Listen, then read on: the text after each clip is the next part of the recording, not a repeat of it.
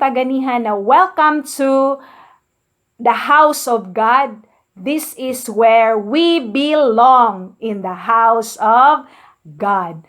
And us as Talio, you belong to the youth ministry, because the church is very sensitive, no, to the basic need to belong of every youth.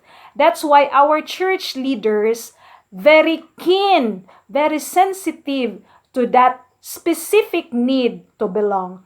That's why kanang they seek for a means, no, to establish a basic sector to cater the basic need of the youth to belong. So, and very known na nag-initiate gyud ani to establish the youth ministry in the church is the late Saint John Paul II. No, lately lang pod siya nag-birthday sa iyang 100-year birthday. Saint John Paul II, the lover of the youth.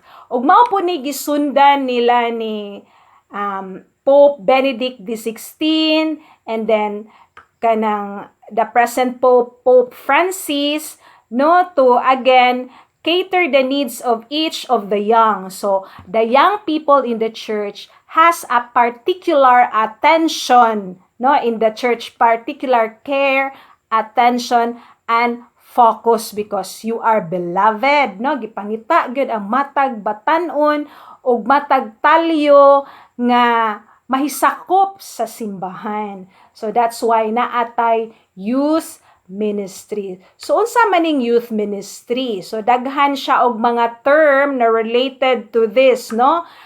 Others may call this as youth apostolate, youth commission, youth pastoral work. And for us, we are familiar as we call this as youth ministry. So what is this youth ministry? This is directed to, for, with, and by the youth. Directed to and involving the youth, of course.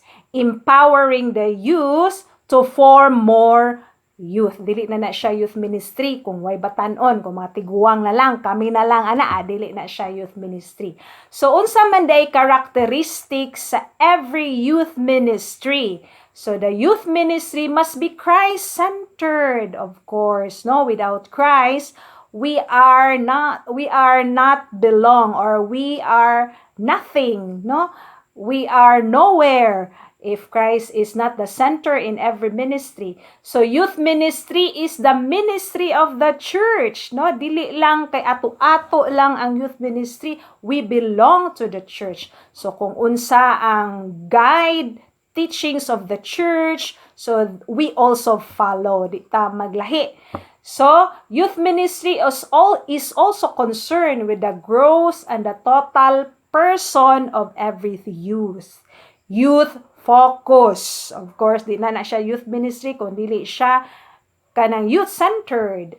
Communitarian. So, we are not alone again. We have the community, no?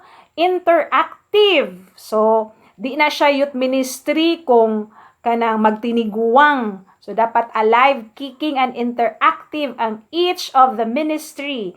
Then self-duplicating, meaning you are empowered, and once you are empowered, you also empower others. You duplicate or triplicate pagani because of your witnessing, no, your good examples. Naka-inspire ka sa ubang mga batanon.